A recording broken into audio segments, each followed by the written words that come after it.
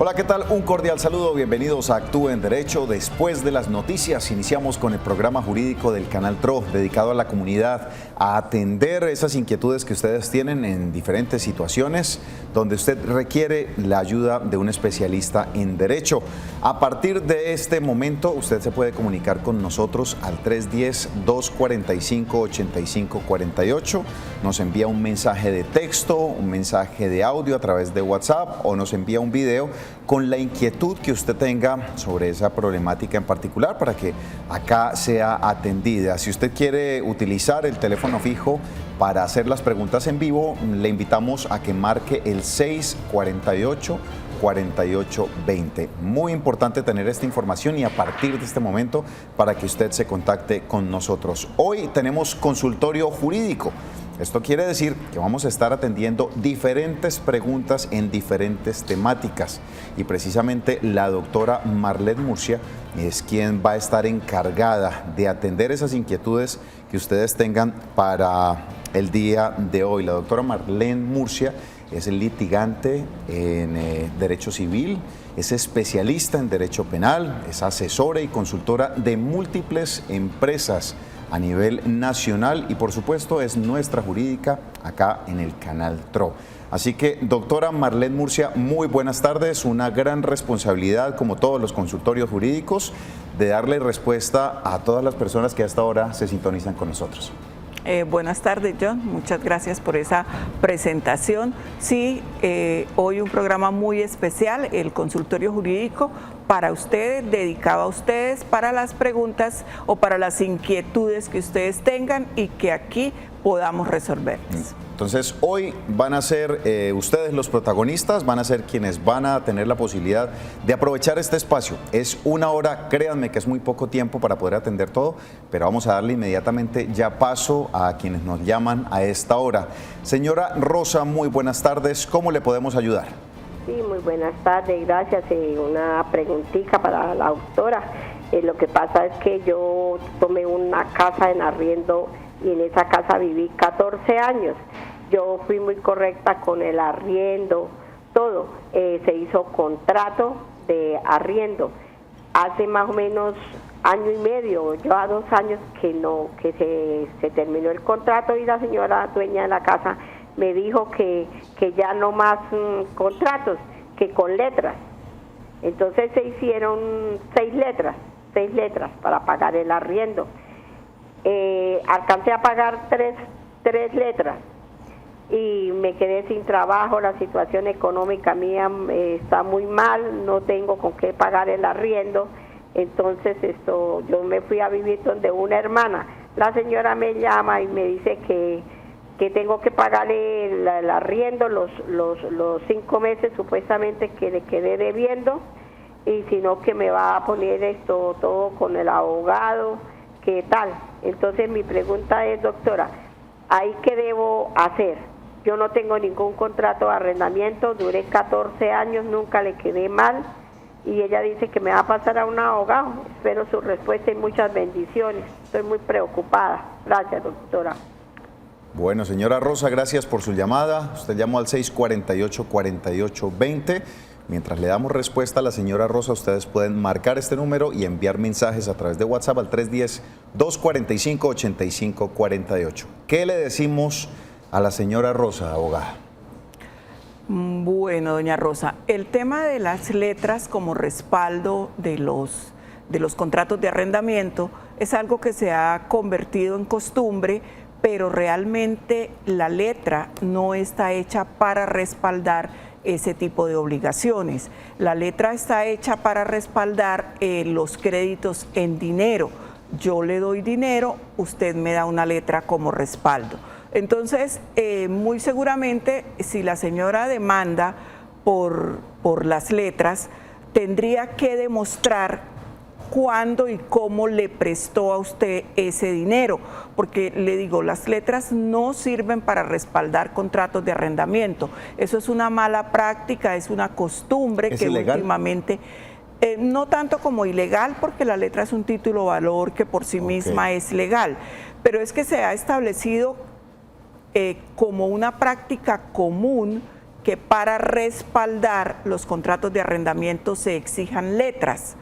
Y para eso no fue creada la letra. Como les decía, la letra fue creada para respaldar préstamos en dinero. Me dan dinero, yo doy la letra como respaldo. Entonces, la señora la puede demandar, pero usted tendría que asesorarse, conseguir un profesional que la asesorara y la ayudara a defenderse, porque realmente la letra no respalda esas obligaciones. Lo otro que yo le recomendaría es que antes de que usted vaya, de que se deje llevar al abogado o antes de que la demanden, solicite una audiencia de conciliación. Puede ser en el Centro de Conciliación de la Procuraduría, que es un centro de conciliación totalmente gratuito, donde usted puede ir con la señora y tratar de conciliar la obligación, exponiendo pues sus circunstancias, que en este momento está sin trabajo, que siempre fue una arrendataria cumplida y que ya entregó el inmueble. Entonces, no utilizar las letras para este tipo de acuerdos entre partes, sobre todo cuando estamos hablando de contratos de arrendamiento. Nada que tenga que ver con contratos de arrendamiento. No, la Decirle letra no es para hacemos eso. un contrato y en el contrato está específico cuánto es el valor que va a cancelar mensualmente por ese arrendamiento y el tiempo del contrato. Es que las personas creen que es más fácil ejecutar con la letra. Y es posible que sea más fácil ejecutar, pero si la persona ejecutada tiene las herramientas, tiene la asesoría para defenderse, sí, esto no es tan fácil. Muy bien, tenemos llamada al 648-4820. Señora Estela Vadillo, muy buenas tardes, ¿cómo le podemos ayudar? Buenas tardes, gracias por hacerme partícipe de este programa. Doctora, es que yo tuve un accidente en una moto hace 8 meses. Actualmente sigo incapacitada, pero desde enero no recibo ninguna capacidad porque entró a junta médica, pero una niña de los niños de papel se le voló del centro de institución de ellos y se me atravesó ella corriendo a pie y yo iba en mi moto. Y hasta el momento ni la fiscalía ni nadie me ha parado bolas. Aquí el demando, ¿qué hago yo en estos momentos? Porque se me partió el huesito rotador, yo trabajo en peluquería y el trabajo se me ha dificultado un 70%. Si le entendí bien, me dice usted que el accidente se da por causa de una niña, una menor de edad que se atraviesa en la moto y usted se cae. Sí, la niña viene corriendo y yo la veo de frente, entonces volteo la moto y la niña con el cuerpo porque venía siempre corriendo a velocidad normal, pero para evitar golpearla. Esquivarla, y ella con el cuerpo le pegó a los cachos de la moto y yo me caí al pavimento. El croquis y todo sale todo a favor mío porque la niña fue quien se atravesó, yo iba por una vía de normal, ¿no? Entonces todo sale a mi favor, pero yo me hago la pregunta, de los del niños de papel dicen que no, que es una institución y que ellos están para proteger los niños. Entonces yo les dije, si la niña se hubiera muerto o estuviera inválida o algo, a mí personalmente me ha tocado responder, pero no encuentro ninguna solución. He ido a la fiscalía, que eso está en un proceso, no me dicen nada. Bueno, pues los llamados a responder por un menor de edad son sus padres. La señora hace alusión a la Fundación Niños de Papel, parece que la menor está recluida allí. ¿Es así? Bueno, ya no tenemos a la televidente, señora, sí. pero sí. Bueno, los llamados a responder por los hechos de los menores son sus padres, que son sus representantes legales. En este caso, la niña está bajo la protección de la Fundación Niños de Papel. Tendríamos que entrar a mirar si esta es una institución privada o es una institución pública y en qué condiciones está la niña allí, para poder determinar si a ella le cabría presentar algún tipo de demanda contra la fundación por ser la responsable de la menor. Bueno, ahí es bien importante también analizar todo el panorama completo, abogada, y es que cualquier acción que haga un menor de edad, que resulte en un accidente como en este caso, porque la niña irresponsablemente estando jugando cruzó una calle y fomentó un accidente, porque básicamente eso fue lo que sucedió. Al evitar el golpe, esta conductora de motocicleta pues se cae al suelo y tiene una fractura. Si hubiera sido otra situación, no en un accidente, sino un daño en propiedad ajena, si hubiera sido otra situación de hurto, por ejemplo, los padres son a quienes se debe recurrir para cualquier responsabilidad. Claro, los padres son los representantes legales del menor. En situación normal, ¿no? En situación normal, si no es un menor que esté, un menor infractor de la ley penal, que esté bajo custodia del bienestar o algo así. Normalmente, en las situaciones corrientes de la cotidianidad, los padres son los responsables por las acciones de los menores de edad. Se hace, y para que nos aclare, ¿una demanda o una denuncia? Las demandas son de tipo civil, las denuncias son de tipo penal. Entonces, si se ha cometido un delito, se hace una denuncia ante la Fiscalía General de la Nación. Si de pronto se ha causado un daño que pueda ser reparable por la vía civil, o esto quiere decir que se pueda pagar por ese daño, se hace una demanda ante la jurisdicción civil. Bueno, muy bien. Vamos con más preguntas. Señora Esther, muy buenas tardes. ¿Cómo le podemos ayudar? Muy buenas tardes. Primero que todo, como dicen que hoy es el Día del Hombre, felicitaciones para usted, que es el que está ahí. Ah, qué bendición. Muchas gracias por su buena salud. Y la doctora, hacerle la siguiente pregunta. Bueno, un señor nos dijo que me iba a hacer un trabajo, o acordamos un trabajo, entonces que él se encargaba de eso y me pidió un anticipo, una plata. Él me firmó una letra, pero resulta y sucede que lo llamo y no contesta, y la verdad no sé dónde vive. No sé, digamos, qué solución habría. Es esa la pregunta. La cacería de esta persona que no quiere responder por esa responsabilidad. Algo. Ahí en la letra es el número de cédula y todo, pero... Sí. Usted le dio el dinero. Números de celulares y de direcciones, entonces... Doña Esther, ¿y usted le dio el dinero? Claro, por eso fue que le dije que me firmara la letra. Bueno, ¿qué hacemos ahí? Bueno, la señora tiene un título valor. Se supone que ese título valor respalda esa deuda, porque pues el anticipo es un préstamo que se le hace a la persona para que trabaje y me responda por el trabajo. El problema aquí está en que si no se puede ubicar al señor, sí, es difícil y es complicado cobrar la letra, porque pues uno de los requisitos del título, cuando se llena, en la parte inferior se deben colocar los datos de la persona, se debe colocar la dirección, se debe colocar el teléfono, porque la verdad, mi señora, si no sabe dónde ubicarlo, si no tiene la manera de localizarlo, pues prácticamente esa plática se perdió. Bueno, pero venga, le hago una consulta, abogada, porque ahí me parece complicado. En ese orden de ideas, cualquier persona que haga este tipo de transacciones estaría en riesgo de perder su dinero porque no hay una forma de hacer un seguimiento. O sea, ¿ante qué autoridad yo tengo que recurrir si algo me llega a pasar como esto? O sea, imposible que nos quedemos en la impunidad. Pues realmente lo que ocurre es que al haber firmado una letra, esto se convierte en un negocio civil. Entonces yo ya no puedo ir a la fiscalía y decir que me estafaron, porque para que se configure la estafa deben mediar algunos, digamos, requisitos, que me hayan engañado, que yo no haya podido ser consciente de ese, ¿cierto?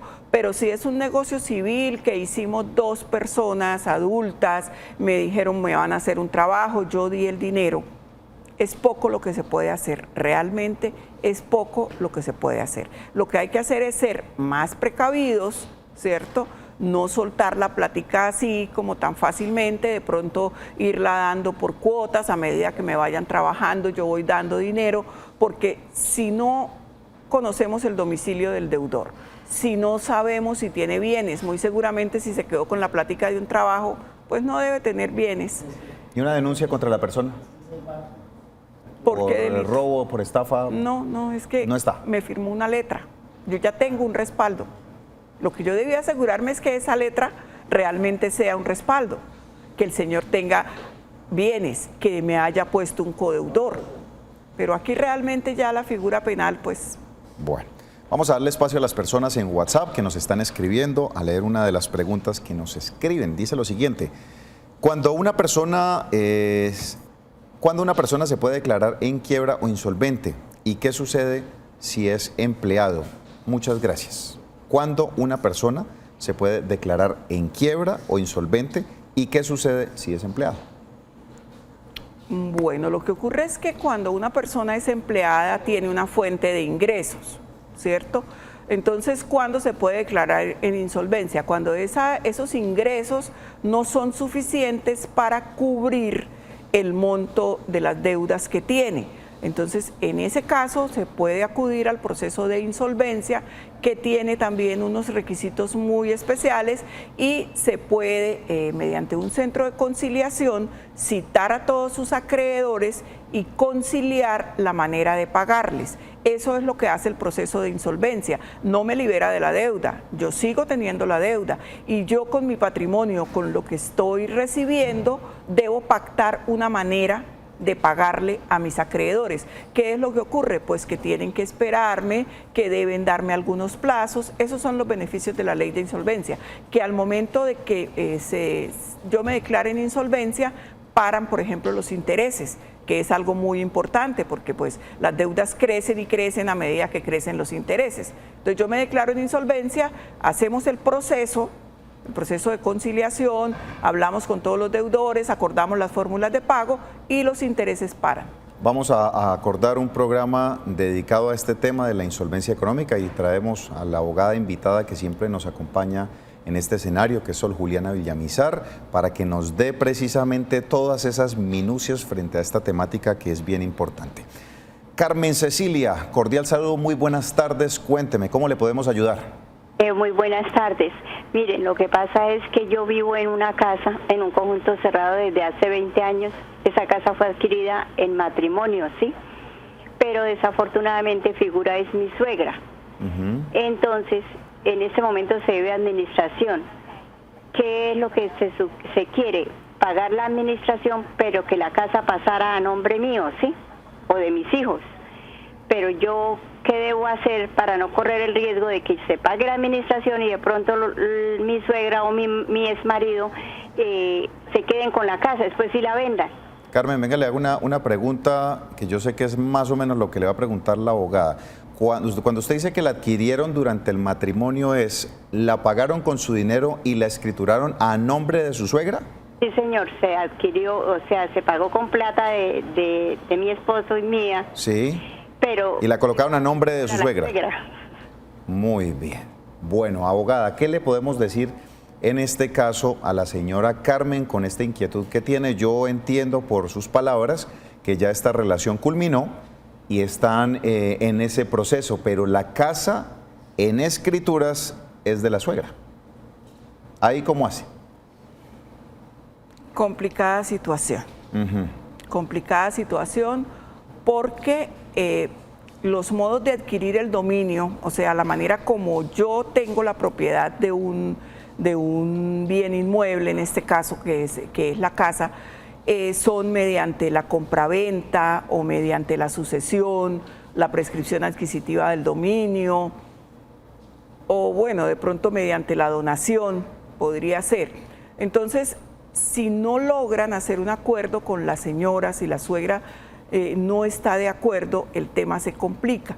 ¿Qué sería lo ideal? Lo ideal sería nuevamente citar a esta señora a conciliar y mirar la manera de que se haga una compraventa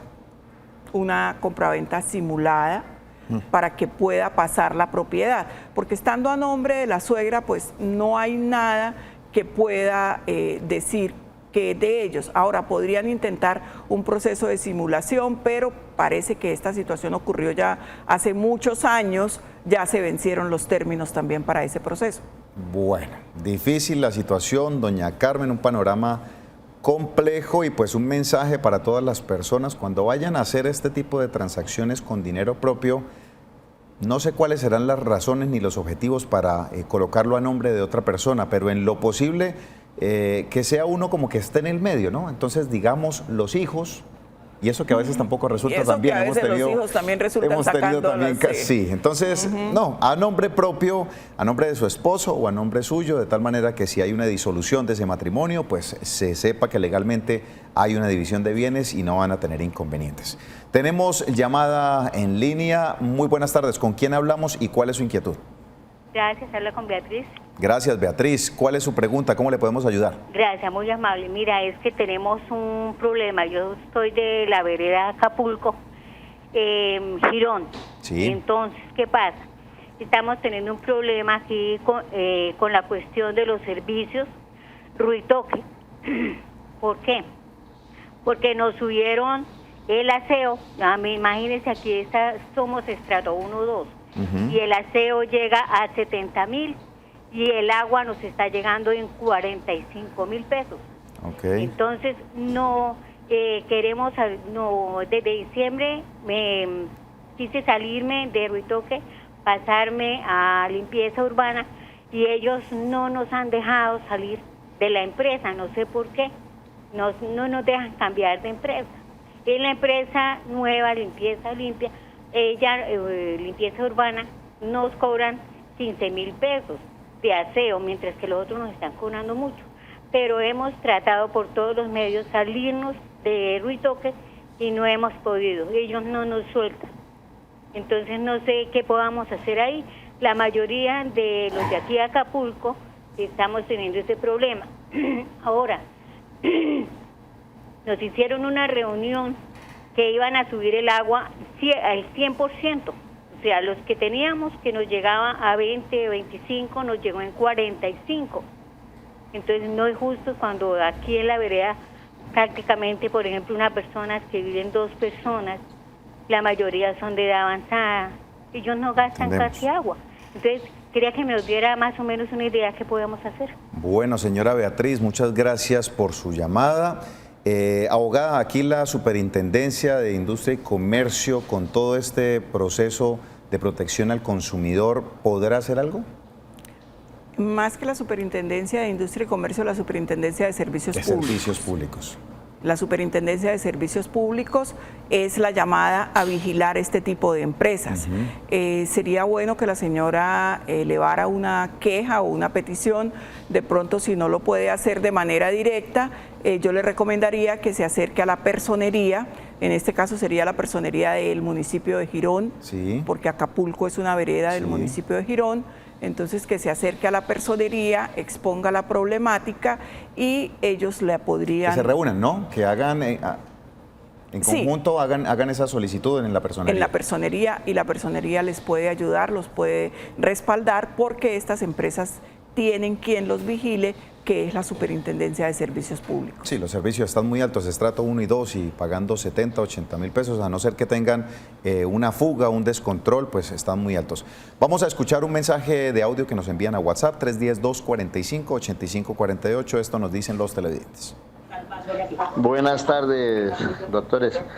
Para una consultica es tan amable, gracias por su atención y ayudar a la ciudadanía en estos casos.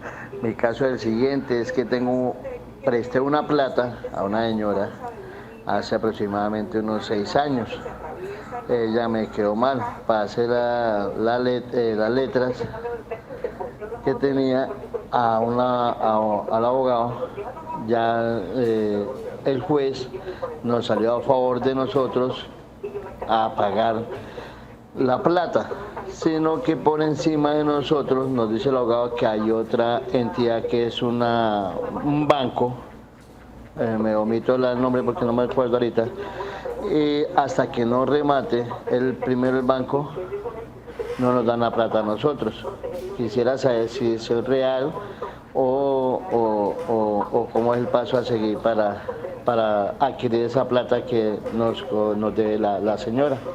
Muchas gracias por su colaboración y estamos atentos a la respuesta. Bueno, muchas gracias a usted por enviarnos ese mensaje. Entiendo que tiene varios procesos encima esta persona que nos está comentando, el televidente. Entonces yo le hago pregunta como ciudadano del común, si hay procesos previos, ¿entran en cola las demandas que vienen también por deudas pendientes de esa persona?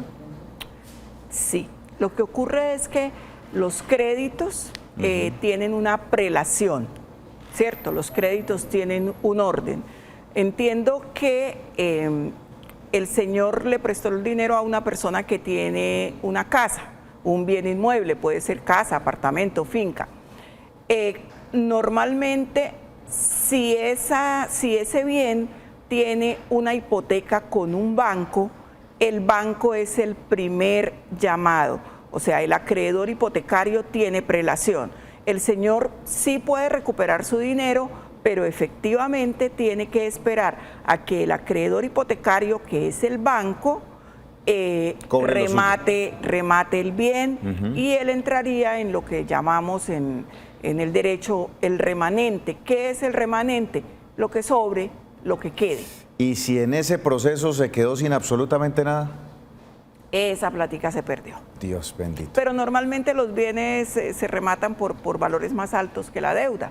Normalmente sobra. Bueno, tenemos una llamada en línea, la vamos a atender después de la siguiente pausa comercial. Ustedes sigan conectados con Actúa en Derecho.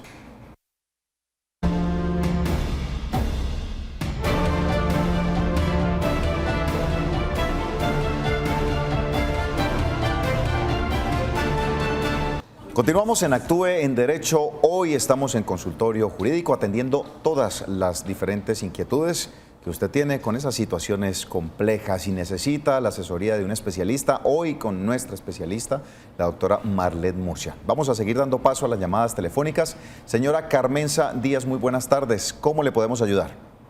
Sí, buenas tardes. Bueno, lo que pasa es que yo tengo un caso de Barranca Bermeja que me pasó en 1983. Lo que pasa es que una camioneta de Copetrol mató a la señora y casó a una abogada, y la abogada no nos dio ni fallo ni nada, nos dijo que no había culpabilidad, o sea, no salió con nada. Entonces nos querían saber si todavía nosotros tenemos posibilidades de reclamar o sí, para nosotros saber a dónde reclamar. 1963, la persona que falleció era familiar suya, su hermana, su mamá. 83, John. ¿63 u 83? 83. ¿1900 qué, doña Carmenza? Sí, señor. ¿1900 qué? Sí, 83. 83. ¿Y ella era familiar suya? ¿Qué era para usted? Él era la esposa la esposa de mi esposo ahorita. O sea, el señor se llama Sigilfredo Ortiz, y él se la dio a una abogada, y la abogada le dijo que si no respondía con Copetrol, o sea, respondía porque la camioneta. Entonces la señora dijo que sí, y cogió el caso, y en el transcurso del tiempo ya ella le salió el caso, y le llegó y le dijo que no le pagaba nada, que nadie tenía. Bueno, señora Carmenza, muchas gracias por su inquietud.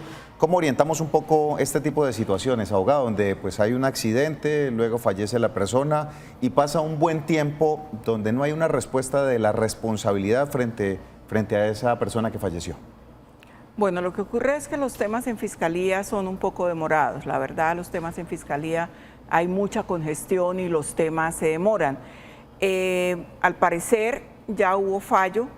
Lo que no hubo fue culpabilidad, o sea, no hubo un fallo condenatorio, parece que por alguna razón habría que mirar el proceso, la persona, el conductor o el dueño de la camioneta, no sé, fueron eximidos de la responsabilidad penal.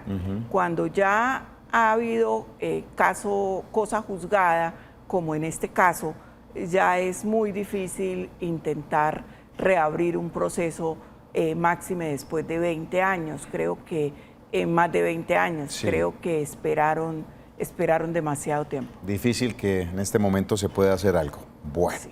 Vamos a contestar mensajes de WhatsApp que nos envían. Dice, muy buenas tardes. Por favor, quiero comprar la casa de mi mamá, pero hay que hacer sucesión del 50% de mi papá que falleció.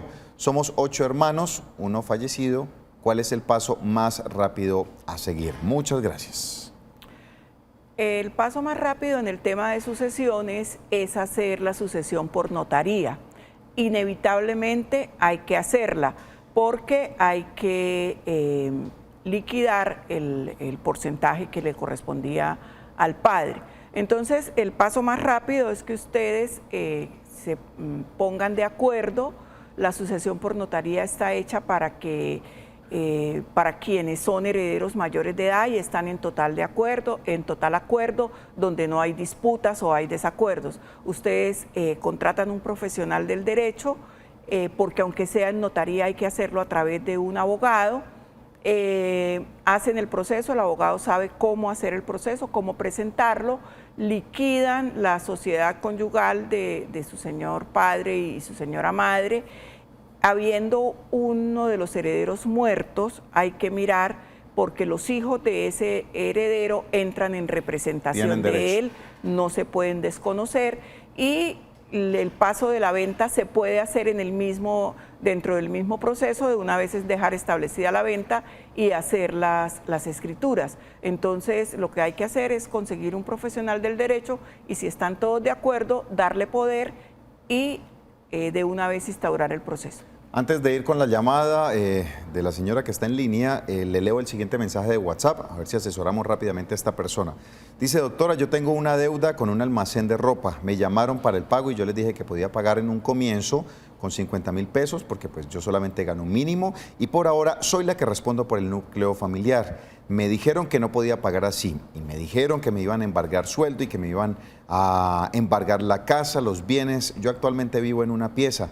Ellos pueden embargar las cosas de la dueña de la casa si no tiene factura de los enseres. Muchas gracias. ¿Qué le puedo decir? El tema de los embargos es complicado. Cuando una persona vive en una habitación, seguramente si van a embargar, puedan embargar los bienes de la persona que es la dueña de la casa. Pero dentro de la diligencia de embargo existen algunos mecanismos como es la oposición. Entonces, cuando vayan a hacer el embargo, si ya están en esas instancias, porque para que embarguen a una persona primero debe haber un proceso, si ya hubo un proceso judicial, un fallo, cuando van a embargar a esa persona, ella lo que puede hacer es oponerse. ¿Cómo se opone?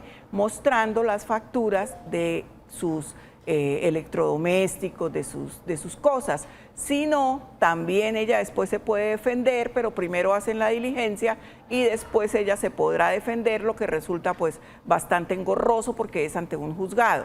Pero el tema es que nadie puede embargar si no hay un proceso previo. A veces acostumbran las personas que cobran a decir es que la voy a embargar y le voy a hacer y voy a ir y lo voy a recoger. Esto no es cierto. Primero debe haber un proceso previo y si hay un proceso a ella ya deben haberle notificado. No es que si no la han notificado no puedan embargar, ojo, puede que yo no me haya notificado el proceso, no me haya dado por aludida, pero si tengo que me embarguen, me lo embargan, porque eso es lo que se llama una medida previa.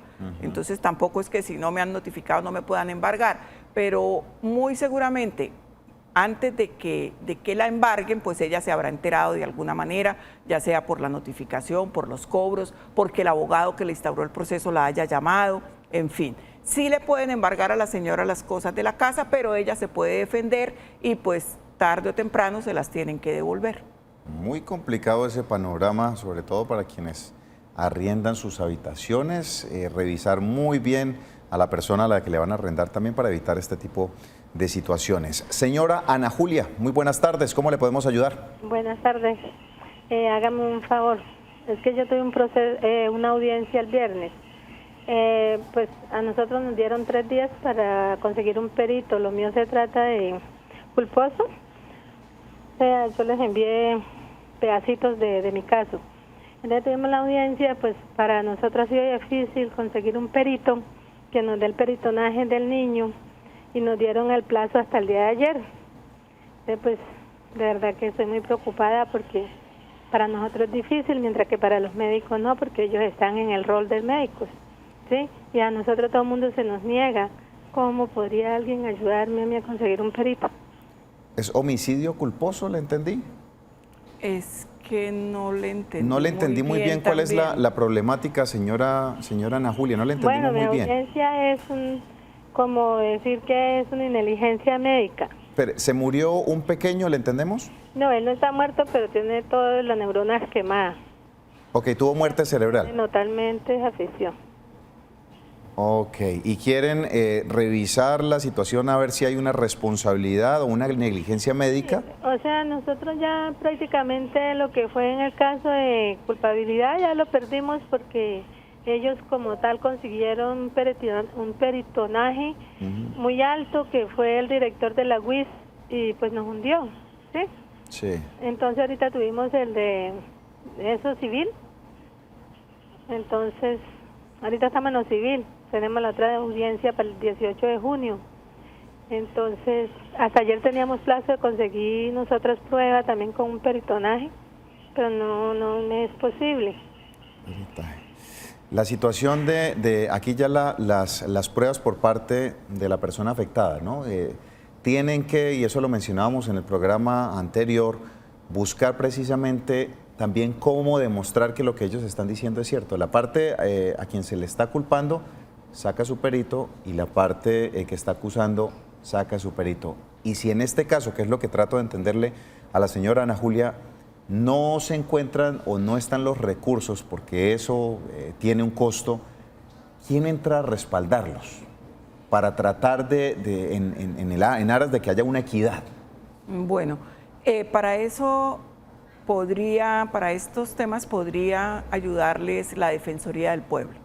La Defensoría del Pueblo o la Personería. Yo le recomendaría que se acercara a alguna de estas dos entidades, a la Personería o a la Defensoría Pública, porque sí, conseguir un perito pues es en algunos casos bastante costoso y en este caso al parecer sería un perito particular, especialista, un profesional especialista que obviamente cobra sus honorarios. Entonces yo le recomendaría que se acerque a la Defensoría Pública o a la Personería Municipal y ellos podrían orientarla en este tema. Difícil estos casos. Vamos a escuchar un mensaje que nos envían a través de WhatsApp al 310-245-8548, un mensaje de audio que nos envían los televidentes. Esto nos dice. Buenas tardes, mi nombre es Otilia Caballero. El problema mío es porque tenía 5 años trabajando con una empresa de aseo y me hicieron el 29 de diciembre un despido injustificado. Pasa de que yo tengo un procedimiento de salud y tengo una cirugía pendiente, entonces lo que yo estoy pidiendo a pelear es que la empresa me ponga el contributivo para poder cubrirme la cirugía. Entonces, ¿qué puedo hacer en ese proceso para que la empresa me pueda cubrir la cirugía? Interesante esa inquietud, no lo habíamos tenido, abogada. Bueno, el tema es que ella dice que está esperando que la pasen a contributivo. Ella debería estar en el régimen contributivo porque habla de que está empleada en una empresa. Sí, no da espacio para el subsidiado. No podría estar en el régimen subsidiado. Ahora, ¿qué ocurre muchas veces? Las personas que se dedican a labores de aseo, a labores domésticas, tienen como régimen el SISBEN, el subsidio, el subsidiado. Entonces, cuando llegan a prestar el servicio a una casa o a una empresa, pues las continúan dejando en este régimen, pero esto no es legal, esto no es correcto, y menos tratándose de una empresa. ¿Qué le recomiendo yo a la señora? Que acuda al Ministerio del Trabajo, que vaya ante un inspector del trabajo y ponga en conocimiento la situación para que citen a esa empresa, porque es totalmente anormal que ella no esté en el régimen contributivo si está trabajando en una empresa. Sí, muy extraño eso, revisar verdaderamente cuáles son las condiciones y si no es lo primero que habría que revisar, porque ahí directamente la empresa ya estaría incurriendo en una irregularidad en la contratación. Tenemos llamada a esta hora, 648-4820. Muy buenas tardes. Caballero, ¿cómo le podemos ayudar? ¿Cómo está? Bien, muchas gracias. Esto es para decirle sobre un caso que tengo de una hija que yo estaba pagándole seguro en Salucó, ¿no? Sí. Resulta que mi hija sufrió un aneurisma, un dolor de cabeza, y mi hija se llevó a la clínica y no le prestaron atención. Sí. ¿Me está oyendo? Sí, señor, claro que sí. Entonces resulta de que a las 24 horas le dio un aneurisma cerebral del dolor de cabeza. A mi hija se llevó. Entonces un médico le nombraron un psiquiatra porque mi hija presentaba dolor de cabeza y síntomas de locura, era desnudarse. Entonces se llevó y el médico lo que le dijo era que la llevaran y que le aplicaran un castigo, que cuando estaban de esa edad era así de locas. Entonces se la llevó para la casa y a la antes de las 24 horas le dio un aneurisma cerebral. ¿Me está oyendo? Sí, señor. Y esa aneurisma cerebral la llevaron y la operaron en la clínica Chicamocha porque Salucó no tenía especialistas y la operaron en la clínica Chicamocha. Mi hija la operaron y la trasladaron otra vez a Salucó y le dieron la salida, pero a mi hija llevaba un virus llamado estafinococo. Sí. Entonces mi hija el virus llamado estafinococo, entonces la tuvieron internada en la clínica mucho tiempo. Y cuando la trasladaron a la cardiovascular, mi hija llevaba el corazón completamente lleno de materia. Y la operaron del corazón y le pusieron válvula. Sí, señor. Ahí.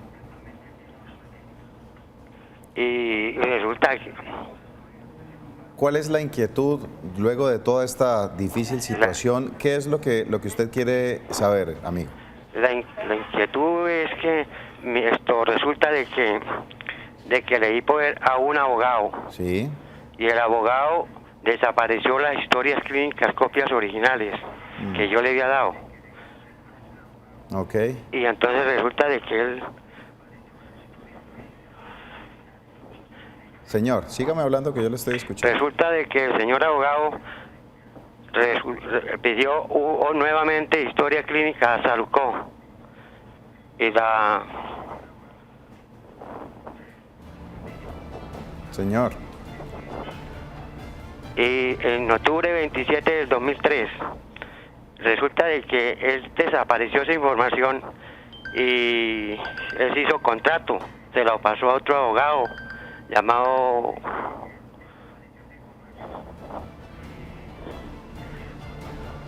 Le escuchamos, caballero.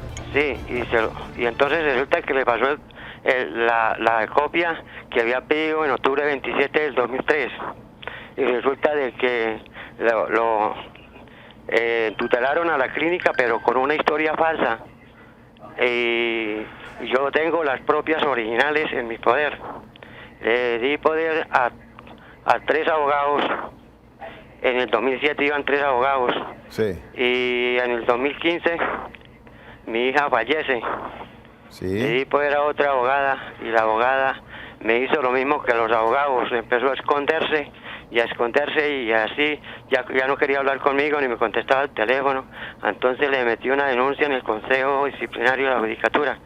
Y entonces a esa señora abogada no le hicieron completamente nada, sino que también escondió la copia de la cardiovascular que tengo en mi poder, la copia original de la historia de la cardiovascular, y ha sido una tomadera de pelo por todos los lados. Ha llevado el caso a 7 instancias y me dicen que he ganado el fallo en primera y segunda instancia, que voy a cobrar los daños porque a mi hija se pagaba una indemnización por los daños ocurridos en el 2002. Bueno, una difícil situación, que hay varios factores ahí que le evidenciaba que hay que revisar. Él está denunciando incluso una irregularidad en muchos de estos procesos con pérdida de documentación, una serie de trabas en el proceso normal. ¿Qué hay que hacer, abogada, en estas situaciones? ¿Yo qué le recomendaría al televidente? Bueno, él dice que ya tuvo un fallo de primera y segunda instancia. Es complicado en estos temas asesorarlo si no tenemos la documentación, porque los temas de negligencia médica son bastante complicados. Esto exige una especialidad que es bastante difícil y bastante complicada. El viernes nosotros vamos a tener a una abogada especialista en este tema. ¿Qué ocurre con las especialidades? Pues la persona que se especializa en un tema se dedica única y exclusivamente a ese tema, y el tema de la responsabilidad médica lo amerita porque es que es un tema bastante complicado. Entonces, si el televidente está en línea, si me está oyendo, yo le recomendaría que se contacte con nosotros el viernes. El viernes tenemos el programa con una especialista en responsabilidad médica. Sería aventurado darle alguna indicación sin conocer el caso, sin tener de pronto los fallos. Si para el viernes los puede tener a mano, que los pueda leer el miércoles, mañana, Mañana tenemos la especialista de responsabilidad médica. Entonces yo le recomendaría que se contacte con nosotros mañana y que tenga a mano los fallos que él dice que ya tiene. Y yo sé que mañana la doctora le puede ayudar de una manera más concreta. Sí, es bastante complejo y sería irresponsable dar una recomendación sin tener todo esto, porque es que es un proceso bastante grande. Mañana vamos a tener una especialista para que le ayude en este proceso. Voy a leer un mensaje y nos vamos a una pausa. Dice, muy buena tarde, mi nombre es Claudia Palacio, tengo una pregunta. Hace un año firmé una letra por 2 millones de pesos y me quedé sin trabajo. El señor metió mi letra a abogado y me embargaron la casa donde vivo, pero yo no soy la única dueña, hay 2 personas más. El proceso sigue y el abogado me amenaza que va a rematar mi casa. ¿Eso es posible teniendo en cuenta que yo no soy la única dueña? Muchas gracias. Claudia, vamos a una pausa comercial y ya le contamos qué puede hacer usted aquí en Actúe en Derecho.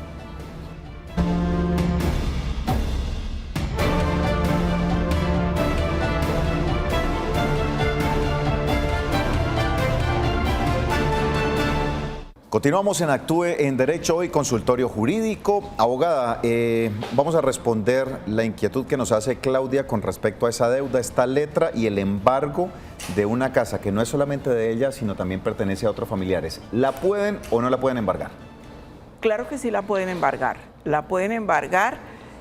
pero como pues muy seguramente si la casa pertenece a varias personas, en el registro de instrumentos públicos, o sea, en el folio de matrícula inmobiliaria, deben figurar todas las personas, entonces embargan la parte de ella. Ahí lo que hay es pues un complique para que la persona, para la que el acreedor pueda cobrar de manera fácil. Ahí el proceso tiene que continuar, pero pues hay obstáculos porque ella no es la única propietaria, pero sí pueden embargar el bien, claro que sí lo pueden embargar. O sea, y en ese caso, la persona que está cobrando, ¿se queda con esa parte, la escritura en esa parte o hay que rematar la casa? Es que el fin del proceso ejecutivo cuando hay bienes es lograr el remate del bien. Sí. Entonces muy seguramente las otras personas propietarias o la misma Claudia cuando tenga medios no va a permitir que por una suma tan ínfima rematen la casa, ¿es cierto? Entonces muy probablemente no llegarán hasta el remate, pero sí, como le decía, la pueden embargar. Bueno, tenemos mensaje de audio que nos envían a través de WhatsApp al 310-245-8548. Esto nos dicen los televidentes. Muy buenas tardes. Mi caso es el siguiente. Yo vivo acá en Armenia, Quindío. Lo que pasa es que a mí, por una inmobiliaria, me arrendaron un apartamento, pero el apartamento el apartamento es el 301. Y a mí me pasaron al 302 y el 301 lo tienen arrendado a otra persona también. O sea, ahí ¿qué podría yo hacer? Porque el apartamento aparece arrendado en 2 partes, o sea, a 2 personas. A otra persona que ya está ahí en el apartamento 301 y a mí, que soy también, o sea, arrendataria de allá de la misma inmobiliaria. Entonces, ¿qué debería yo hacer? Bueno, muchas gracias a la televidente. Ella está figurando en 2 apartamentos. Tiene el 302, que antes lo ocupaba. La arrendataria la acomoda en el 302, es lo que trato de entenderle, y arrienda el 301, pero también ella todavía está en esa documentación. Inmediatamente, dentro de la lógica, es buscar que la saquen de ese contrato, ¿no? Claro, si es una inmobiliaria, la inmobiliaria está en la obligación, porque uno no puede figurar en un apartamento en el que ya no vive. Si vamos a ser trágicos o pesimistas, llega a ocurrir alguna cosa en ese apartamento, alguna tragedia o algún desastre natural o algo, cualquier situación que se presente de manera imprevista y pues ella puede verse afectada. La inmobiliaria debe o hacer un nuevo contrato de arrendamiento o de pronto hacer un aclaratorio, un otro sí al contrato que tiene actualmente. Bueno, muy importante, y tocando este tema de los contratos, ya para ir cerrando el programa, importante que la contratación y todo lo que usted esté haciendo esté o se cumplan los acuerdos dentro del contrato, que sea lo que usted está tomando. En el caso de los arrendamientos, que usted sea el que está ocupándolo porque como usted decía, si estoy firmando algo dentro de lo que no me corresponde, igual voy a tener que responder en caso tal de que algo suceda. Claro, es que ese es el fin de los contratos. El fin de los contratos es regular las relaciones entre los particulares. Entonces, si yo tomé el apartamento 301, pero estoy viviendo en el apartamento 302, no es cuestión de dejar pasar el tema así. No importa, es la misma inmobiliaria, el apartamento queda enseguida el uno del otro. No. Hay que arreglar esa situación, la inmobiliaria está en la obligación de hacerle un nuevo contrato o de hacerle un modificatorio, un aclaratorio o un otro sí al contrato actual. Bueno, muy importante entonces, y con esta respuesta hemos terminado nuestro consultorio jurídico del día de hoy en Actúen Derecho. Gracias a todos ustedes por haber estado participando con nosotros. Los invitamos mañana en punto de las 2 de la tarde. De momento, los invito a que se queden con DJ TV Pura Actitud. Bendiciones, feliz tarde.